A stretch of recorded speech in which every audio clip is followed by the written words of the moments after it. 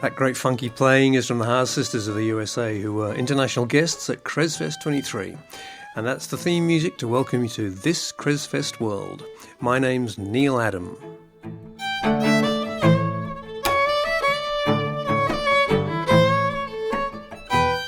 CresFest is a folk and roots festival in Creswick near Ballarat in country Victoria. It takes place around the start of April each year. And helping organise CresFest has led me into all kinds of amazing interactions with all kinds of amazing people. And this podcast series is inspired by them. Welcome to episode 16. Summer's on its way here at CresFest Central and planning for CresFest 25 is well underway. Stella Savvy, our artistic director, has known today's guest for many years, so I asked her to introduce him today. Welcome, Stella.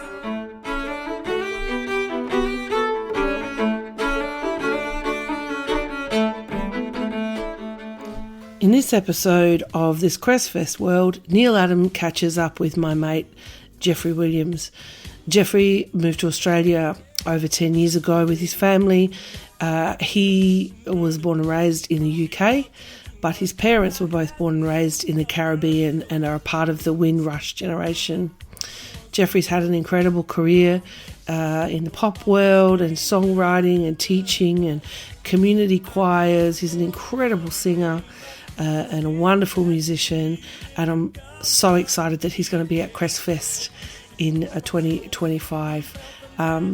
Enjoy this episode.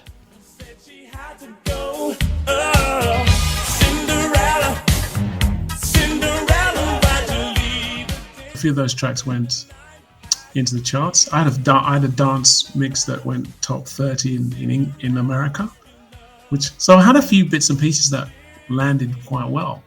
Yeah.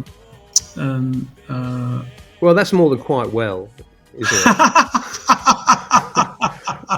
Yeah, I suppose so. It is.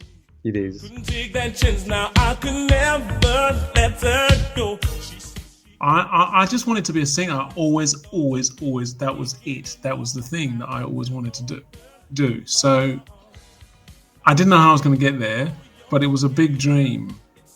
And the only way that I could see at that time in the 70s is to get a record deal. That was the only way to share that and going to get out there and sing. And that was the only thing I knew. I finally hit on a company called Hit and Run Music, who then that company was run by a guy called Tony Smith and Genesis. It was the publishing company that was created for Genesis Publishing and everything. So right. I finally landed there, and then subsequently,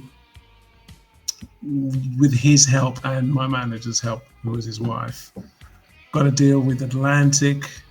I just kind of, all of a sudden, it was like catapulted into this kind of circle of, it's like a different echelon. I'm a simple guy from, Hayes, Middlesex, which is quite close to Heathrow. So, being now rubbing shoulders with Genesis and all these people, and Ahmet Ertegun, who ran Atlantic Records. I'm just just going, I don't know what's happened. So it sort of didn't really work that well because I was quite British musically, and what I mean by that, I wasn't R&B. I wasn't easy to classify, so they had a bit of trouble. Instead of just going, yeah, this is good, we're going to push it. It has to be pushed down avenues and genres, so which is tricky. And then so that,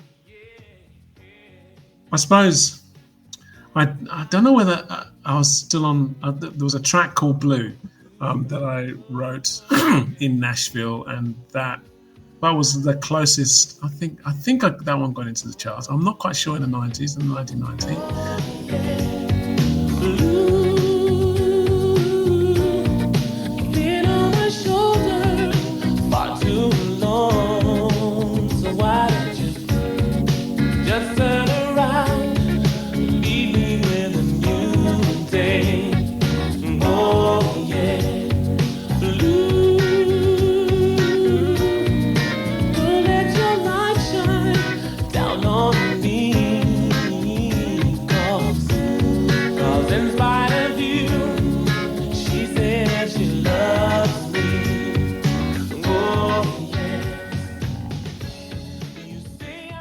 few of those tracks went into the charts. I had a dance mix that went top 30 in America, so I had a few bits and pieces that landed quite well.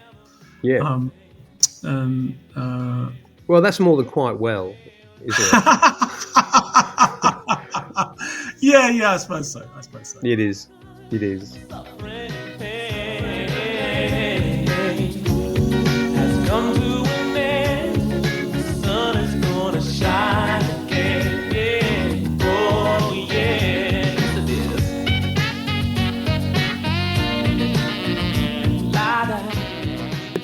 It's interesting to me.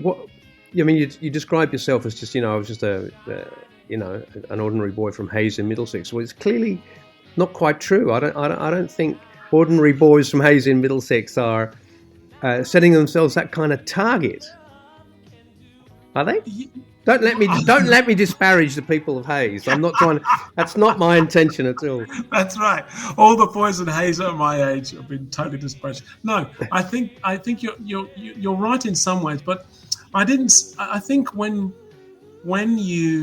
someone is really when someone really wants to do something, then they don't look at it in that way. I didn't look at it in a way of it's impossible. I looked at it. I didn't look at that facet of it, although I could have stared at that very, very. And sometimes, when things didn't work out, you just went, "Oh my God, this may be impossible." But because I'm just so passionate about music, yeah, and making it, and that overrides everything. Passion can override everything. Passion can override, common sense and all kinds of things. But you were up on a pedestal,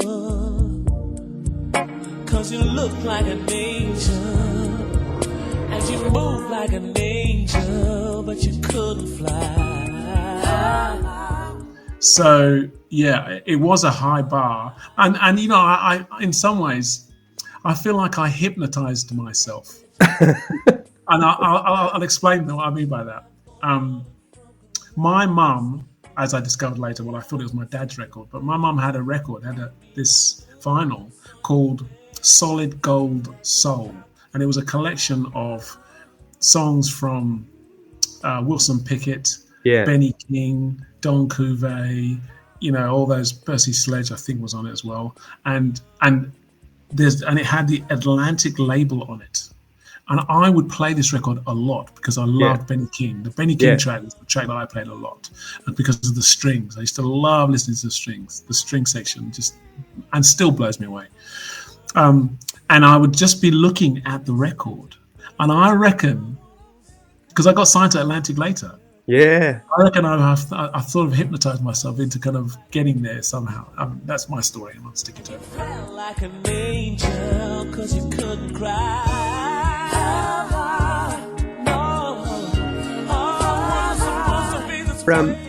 Your parents' experience as members of the Windrush generation and arriving in Britain, which you explored with Stella in that marvellous show, which I've so greatly enjoyed. We share a friendship. We share a friendship with Stella, and she and I have talked quite a bit about that Windrush thing. And it's just a marvelous exploration of your family past. I guess is how we say that. Thank you. Yeah, it was quite a thing. It wasn't strange. It was such a brilliant thing to do, but it went so quickly. But 1 minute while we were doing it, next minute it was sort of over. But it was. I spent. Dad passed away 2 years after that, but I was conscious before that I need to get the stories from him and my mum. Yeah. I don't know how long you don't know how long your parents are going to be around. No. For. And my dad had been sort of ill for quite some time, sort of, riding the wave of sometimes being, better than other times, and being here, pull towards them was even stronger, because I'm just thinking, well, how are they? How can I get to see them? I couldn't see them very often because it's financially prohibitive. Yeah. So I just started having conversations with him and recording on my phone. And boy, did he have some stories! I tell you. And so I like the coconut tree. Yeah. That's a conflation of two stories, Right. that he told me. But it happened. That it's real. He fell out of the tree for sure. Yeah. Nearly killed himself. Tree, you're asking for trouble. Well, can't you see that you're asking for trouble when you climb to the top of the coconut tree?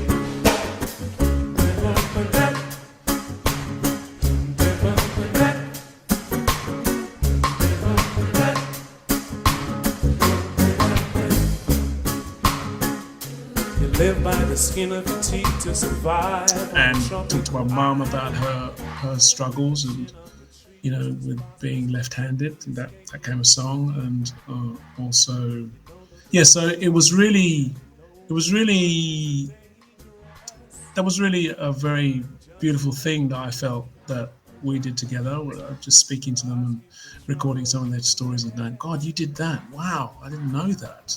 Just finding out about him and finding out about Mum, and that they're human beings and they had big travels and big travails before I came to be. And I knew that things went on, but I didn't know the detail. I didn't realize that my dad was so poor. Yeah. That he didn't have shoes until he was 11. My mum used to have to walk 2 miles with her shoes in her hand, so she didn't get them dirty, so that she didn't get punished by the nuns. Those little things. Yeah. With her brother. Those are little things which are so big, aren't They're they? huge. It's a little sentence easily said. She had to walk miles with her shoes in her hand so she didn't get hit by or punished by the nuns. That's right. One little sentence, and my goodness, what does it say? Tells you so much. It was actually a pleasure to form some of those into songs. But when I spoke to my mum and dad about this, that I'm doing it, they go, "Oh yes, that's all right." You think, you didn't really log that, did you? No. Then later on, I talked to Dad about it. And I said, over 1,000 people sang that song, don't you? And that's when he started to understand. Oh, okay. But I'm not sure whether they wanted to have their life like that in songs. You know what I mean? It's like quite recently, when I was over there, I played left-handed, and my mum said, "Oh, that sounds nice. What's that?" It's like, what are you talking about? That's your song. That's a song about you. and still she's sort of. It's like I think that they got their brain got a bit frazzled by that. To me, it sounds like they had music and popular music in one part of their brain, and they had their life history in another part of their brain, and there wasn't any link. That's exactly right. And never the twain shall meet. Yeah. And to sing the solo, I introduce my daughter, Mila Williams, who's also left-handed.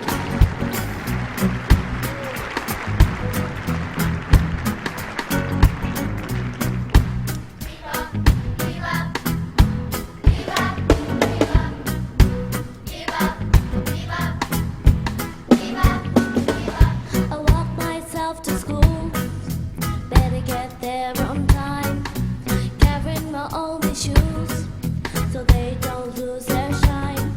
I put them on when I arrive.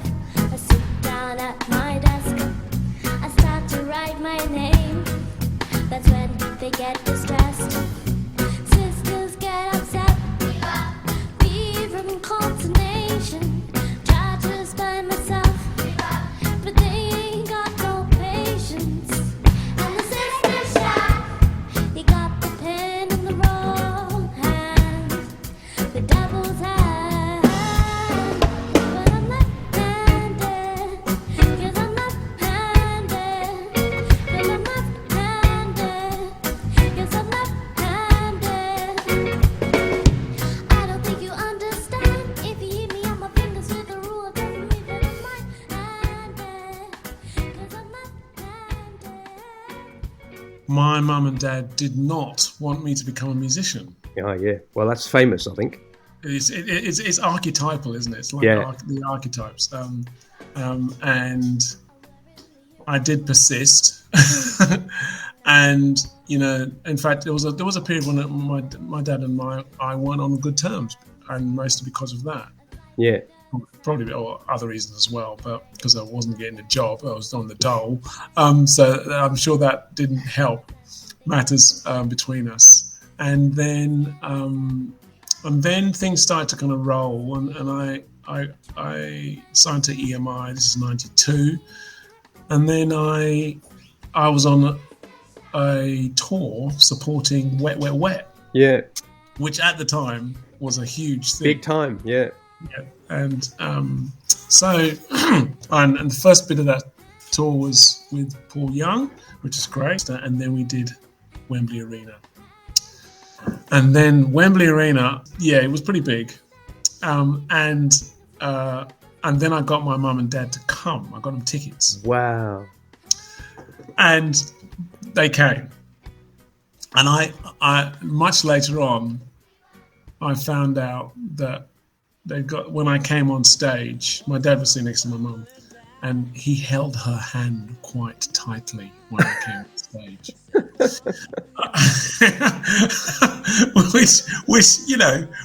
which says, I think they had quite a full-on experience. I think that was the moment when they realised that it wasn't some joke. Too far to turn back now, and just like ooh, I'm loving you so long, baby. You play cool. I never know what's going on in your mind, like ooh, it's not love. What year did you come to Australia, and what would persuade someone to leave behind what was happening there and pick up something else here?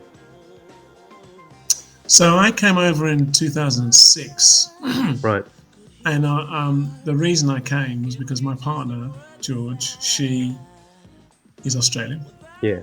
And that when we got together 3 years previous, one of the things she said is, look, at some point, I'm going to want to go home. Yeah. And I said, well, yeah, okay. Well, and when the time came, he was like, well, yeah, I go where you go.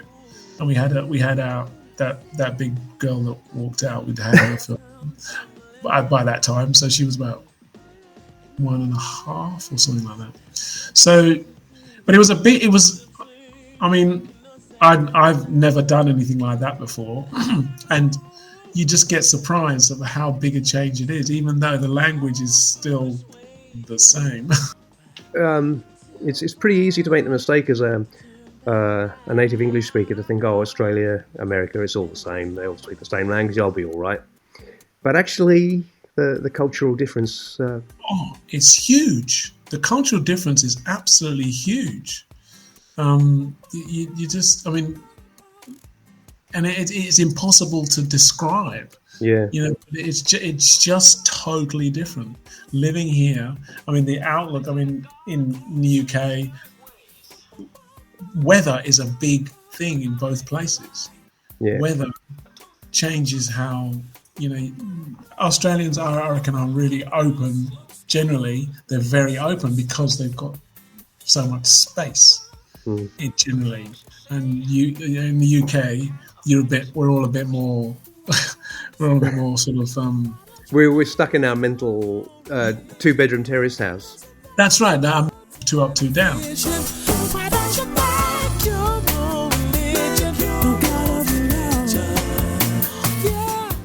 Can I talk to you for a little bit about what the audience at CresFest might expect from one of your gigs?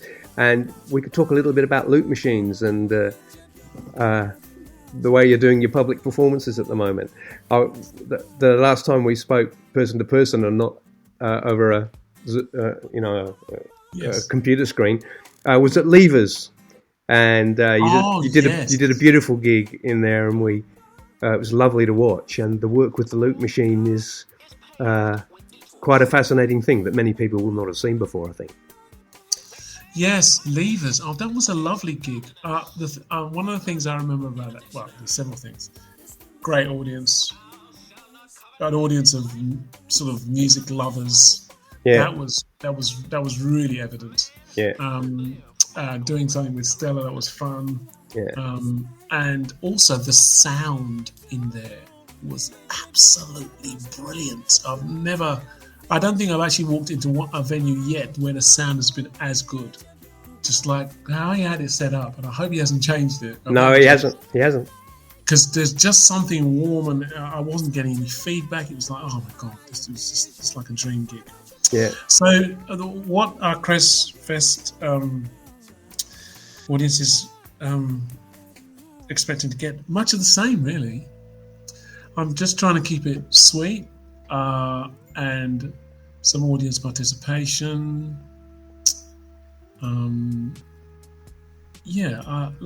Just sharing some things that I love.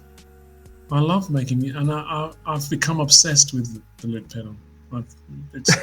I'm not afraid to say it. If there was a Loop Pedals Anonymous, I'd be there. To people who've never seen someone perform with a loop pedal, can you explain in words how it works? Imagine that you have a little recorder. It loops the things that you record into it. So timing is important if you are doing grooves. So I will do a groove with my beatbox or percussion or a mixture of the both. And so that'll be the bed of it, and then I'll do the groove, and then I'll put a bass line on it using my voice and a little effect that's on the pedal, and then I'll put vocals on.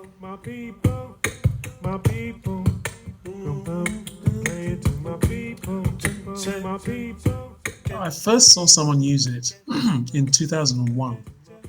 I went to an open mic gig, and there was this guy on stage, and he had his harmonica, and he was stabbing his front, and then he recorded something. I'm thinking, what the hell's that? Yeah. And it's sort of like, oh my God, I have got to get one of those. I don't know what it is, but I've got to have one.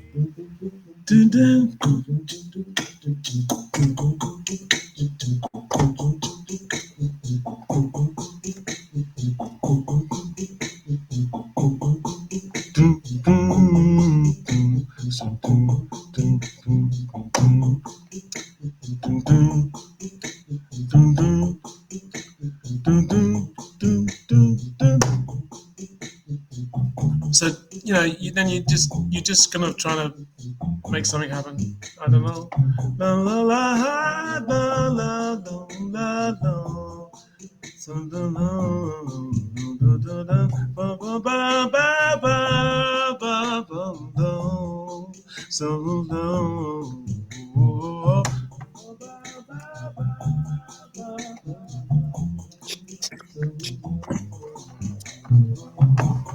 Neil, if you were to visit my mind, you would need.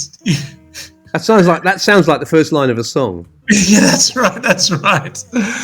You'd need protection from all the melodies and all the ideas that are running around there.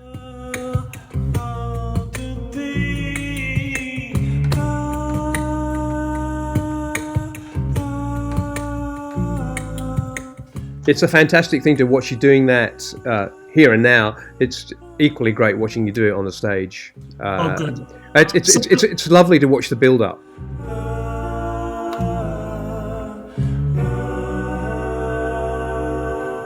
I'm really looking forward to CresFest. Yeah. I'm just looking forward to playing live to an audience who might want to sing along. That kind of thing. It's nice to be amongst your tribe. I think that could be a gig to play to my. That's how I felt when I played in Levers. This is my tribe, actually. And I think for me, because I'm a bit unusual in what I do. I'm not just a kind of folk singer. I'm not just a soul singer. I'm not just a blues singer. I'm not just one of those things. I'm a bit kooky. I use a lip pedal. No one seems to know what it is. And they go, what kind of music do you do? I can't explain it. You have to come along. I'm a bit more, and the songs are never the same.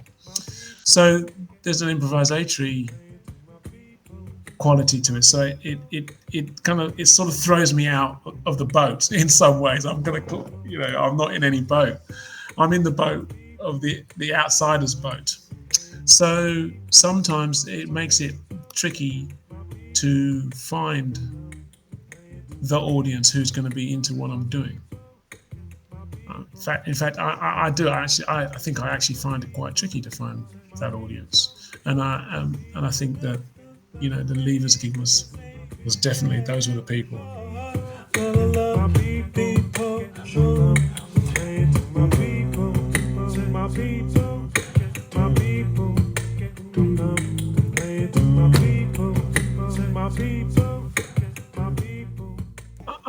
I think also I suffer. Well, I don't know. That's in inverted commas. The I suppose the condition of being able to do lots of things. So instead of going, this is the one thing that I can do, take it or leave it, I've got a few things I can do that. No, I can probably do that. So it may have been a better fit for me to go, no, this is just one doing. But on the other hand, if you can do 150 different things, all of which are related to your music career, if you can do them all yourself, yes. Then if you chose just to do two, well, you'd be frustrated by the other 148 that you weren't doing, wouldn't you? Yeah, you're right. It was bound to happen. You have to draw a line whether you're black or white. Won't stand for that. It was bound to happen. It was bound to happen. Well, that was really great fun talking with Geoffrey. We didn't even get round to talking about how he came to write songs for Michael Jackson and Dusty Springfield. I guess we'll just have to do it again sometime. We'll go out with a bit more of Geoffrey Williams. This song is called Messing with Dynamite. It features Geoffrey and his loop machine. You can see him do this live at CresFest next year, I'm quite sure. It's from the Windrush selection of songs, and this is one of my favourites. They couldn't let it go. They couldn't let it go. So holding on too tight. But they were messing with dynamite. They couldn't let it go. Have you been wondering what's going to happen in episode 17 of this CresFest World? Well, you just heard Geoffrey talk in glowing terms about playing music in Levers, the wine bar music venue in Creswick. It's one of the places at the heart of our festival. Chantel and Cameron are the owners of Levers. They're amazing people with great imagination, and they're a lot of fun to be around. In the next podcast, you'll hear me talking with them about what could possibly possess otherwise apparently sensible people to open a wine bar in a country town. You'll enjoy their company. If you enjoyed this podcast, please follow us to subscribe and rate the show. Every click helps spread the CresFest World word. We're at 1,500 listeners and we're getting more each time. So it's time to buy your tickets online for CresFest 25. Go to cresfest.com.au/artists for a look at who's on in 2025, and then click through to the tickets page. It was bound to happen. It was bound to happen. Here comes the move. You have to draw a line whether you're black or white. Won't stand for that. Comes the move. It was bound to happen. It was bound to happen. Here comes the move. You pushed us over the edge, now we've got to fight. Won't stand for that. Oh, they're civilized but behind the Mars. CresFest takes place each year, and this podcast was made on the lands of the Djadja people in central Victoria. Sovereignty was never ceded. As John Ebden, an old BBC man of my youth, used to say at the end of his show, if you have been, thanks for listening. See you next time. This is Neil Adam. Bye-bye. But they were messing with dynamite.